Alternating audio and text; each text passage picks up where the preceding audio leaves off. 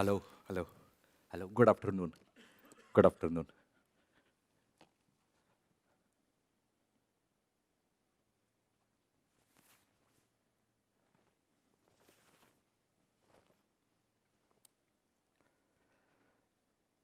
That was me 20 years ago. This is me now. And this picture sums it up really about coming to England to work as a nurse. I don't think I need to talk about appreciation of coming to a new country for better life. My name is Raj. I like my toast very well done. And I like to iron my shirts. Your ideas would be better. I'm also a first generation Indian immigrant, an economic migrant to the UK. I was recruited to come to England in 2002 to work as a nurse. I want to share with you an interesting fact of life in Mumbai. You see, it's difficult and expensive to look stylish in a hot country.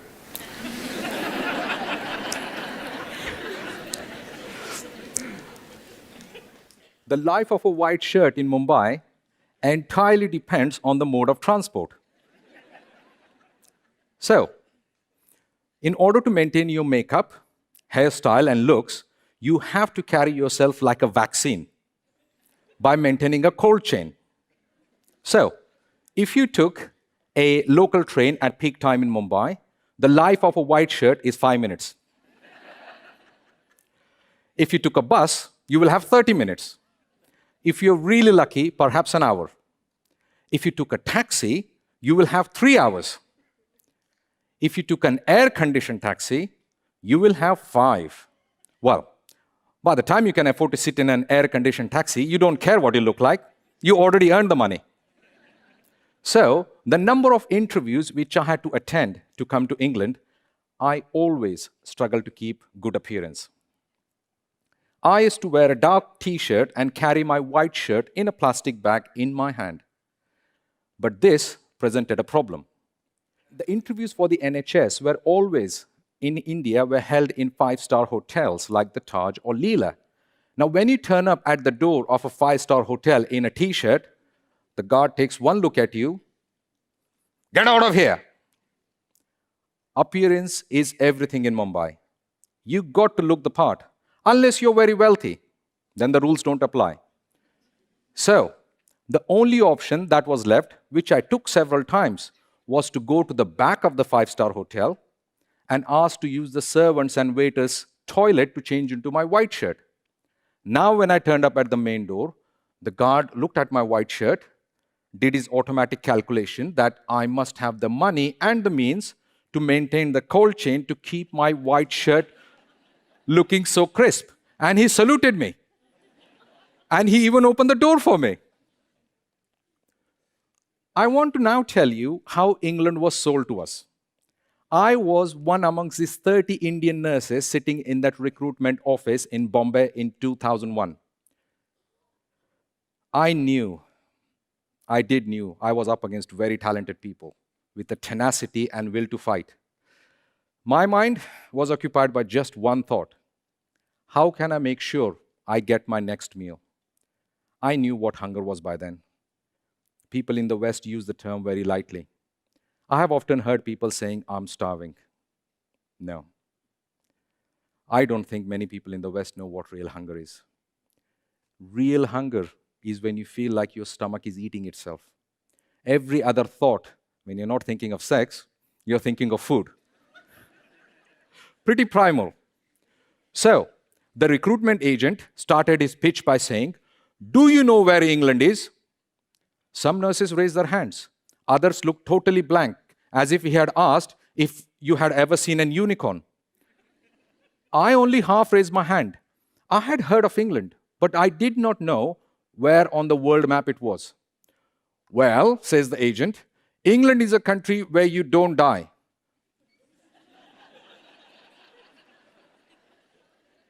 That caught our attention straight away. I immediately thought, I can live beyond 35 years of age if I make it to England. Then the agent said, Even if you want to die, the healthcare system in England called the NHS won't let you die.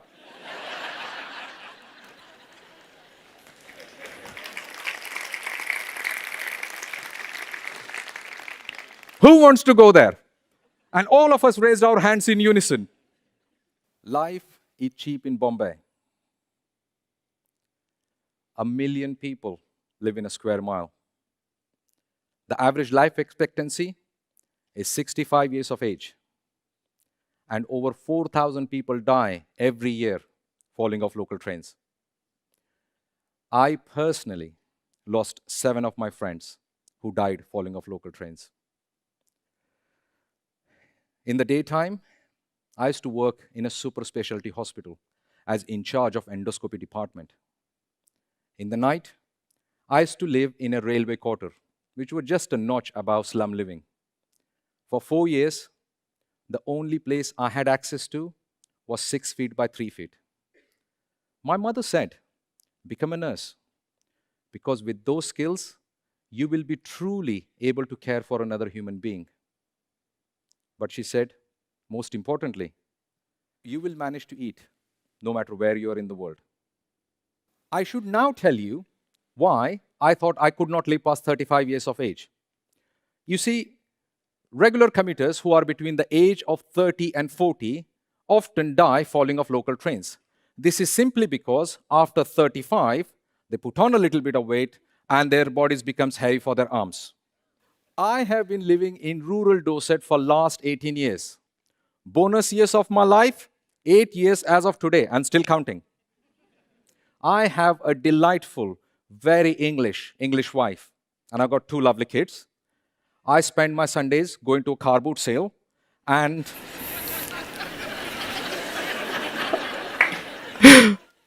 and appreciating the fact that I'm alive.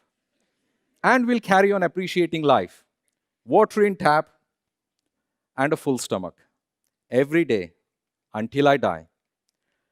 I even appreciate the local newspaper headline of rural Devon. It's a no-brainer, really. Where would you live? Mumbai or England? I want to talk about appreciating being alive today and why a sense of gratitude is key to well-being, as well as why the NHS is an incredible organization to work for. I have seen people give themselves a hard time and complain about bad weather, traffic. I have seen people feel guilty for not doing 10,000 steps a day or eating a big piece of cake on Monday morning's team meeting. So when I first arrived in Manchester, finally, at the first opportunity, I went to local supermarket Asda. I dressed smart to buy myself biscuits. To celebrate finally making in life. I walked down the biscuit aisle. I saw this packet of biscuit, which I really liked the look of. But my heart sank. The price was 95 pence. I multiplied that into rupees and worked out that it was nearly 100 rupees. The packet of biscuits I used to buy in Mumbai was 5 rupees. So I went down another aisle looking for bargain biscuits, much to my wishful thinking. To my delight, I saw this bag of 5 kg biscuits at fraction of the cost compared to the small packet. With much pride in grabbing myself a bargain, I went to the checkout. The young shop assistant was being friendly and said, "What dog have you got, sir?"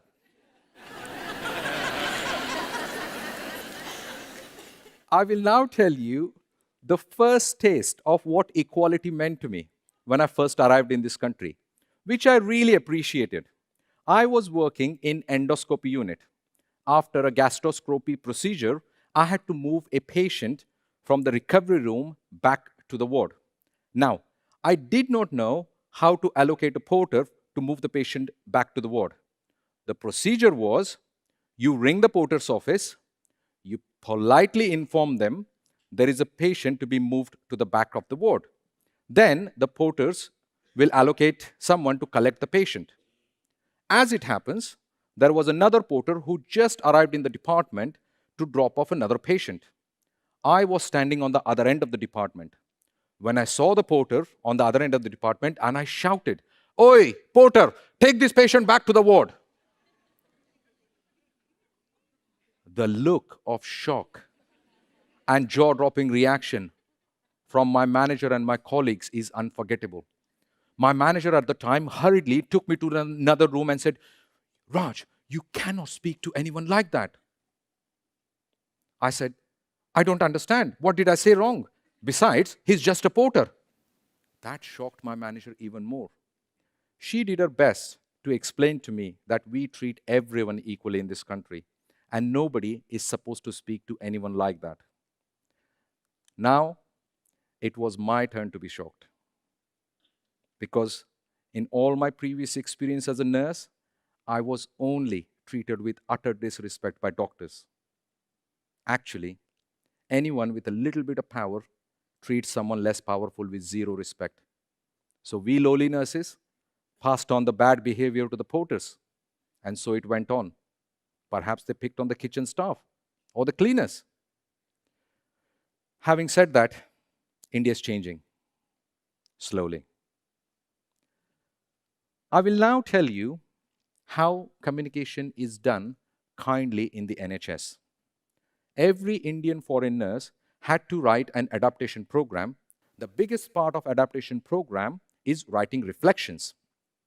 Now, nursing training in India is very hands-on. Although there are elements of reflections, it's nowhere near as in-depth as it is here. So I wrote my reflections, which I now know was complete garbage compared to what was expected from a trained nurse, and I showed it to my mentor. My mentor read my reflections, and she looked really worried. Then in a very gentle manner, she said, "Oh, Raj, I'm a bit concerned about what you have written." I responded very pleased. I said, "Thank you very much." And I hurriedly took the paper for submission. I did not understand why my mentor looked worried, but I went ahead anyway. I submitted my reflections, and of course, I failed. I could not believe it. I was shocked. I went back to my mentor. I said, "I failed." My mentor said, "Well, Raj, I'm sorry the outcome is poor, but I did warn you." I said, "When?" She said, "Well, I did say I was concerned." I said, "What is a concern? What's that supposed to mean?"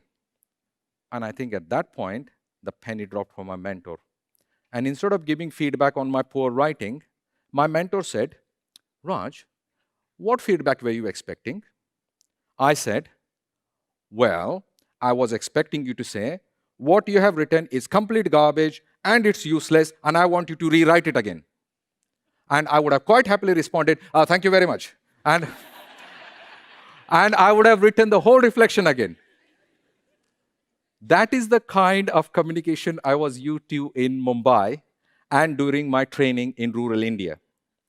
I appreciated my mentor's kindness then, and I appreciate the kindness culture of this country. You see, Indians, at least first generation Indians who are not anglicized, understand and appreciate direct communication. Let me tell you a story from when I was working as a diabetic link nurse in Manchester. My English nurse colleague and I went to see Mrs. Sharma because her blood sugar and blood cholesterol level was very high and she was at risk of developing complications. We sat down in Mrs. Sharma's house and my colleague started off by saying, "Well, Mrs. Sharma, we are a bit concerned about your high sugar and cholesterol level, and we would like you to perhaps quit or cut down significantly your sugar intake." Just like when my mentor was giving feedback on my reflection, I could see and sense what was going on in Mrs. Sharma's head was, "Actually, I am fine. There is nothing to worry about." They are not saying anything serious or seriously to me. At that point, I requested my colleague to allow me an opportunity to talk to Mrs. Sharma. I knew Mrs. Sharma was first generation migrant and would appreciate direct communication. Taking over the discussion, I said, "Mrs. Sharma, If you don't quit eating sugar, you will die. Mrs. Sharma looked at me with interest and said, "Thank you very much. I can see what you're saying. I will definitely cut down on sugar." I want to now tell you my final story. We Indian nurses, while in Mumbai, were told that England is the most polite country in the world. You can never be too polite in England. Much to my dismay, when I arrived here, I found my English colleagues to be very rude. Bear me with this one. While I was still new, I used to often walk into office during lunchtime and everyone was eating their sandwiches and lunches. But nobody offered me food. I was shocked. I felt so rejected and cut off. You see, the part and class of India I come from, if you were to walk in or visit someone while they were eating, they will offer you food, no matter what else is happening. But here's the difference. They will expect you to sit down and eat with them. And they would be offended if you didn't sit down and eat with them. Over time, I have learned how this culture is and how things work. However, there is a weird exception to this rule. Some bizarre phenomena happens when it snows in England. There is almost a mass hysteria. Despite a forecast for just one day snow, people go crazy and they buy everything off the supermarket shelves, including cling film and cat food. It feels like the country is going to war. But most importantly, when it does snow, people look out for each other. Even random strangers help random strangers. The real strength of the English community is evident when it snows. And I feel glad and appreciate that the true community spirit is alive and kicking underneath the stiff upper lip of English culture. But it does take a dramatic event like snow to nudge people off autopilot and look out for each other. Sometimes I think, in these modern times, the English have thrown the baby out with the bathwater. But I do feel, underneath it all, the English share the same community values as the people in East. I really appreciate that.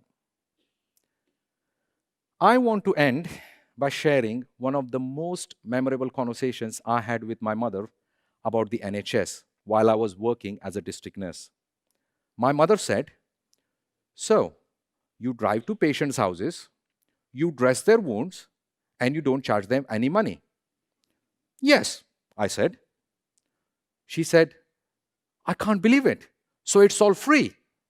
I said, "Yes, it's free at the point of care, but we have a robust tax system which helps run the NHS. She inched a bit closer and said, "Do you take any money from the patient under the table?" I said, "Mother, it's England. It does not work like that here. It's not India." In India, the only thing we can rely on if we are vulnerable and if we are in real need is the other people. In England, we have the NHS, and I deeply appreciate that. The point is, you cannot feel bad and appreciate at the same time. We all have a choice. Let's start feeling good right now by appreciating the things we are surrounded by in this very moment. If I'm having a really, really bad day, and if I can't find anything to appreciate, I appreciate being alive. Because when you're alive, possibilities are endless. Thank you.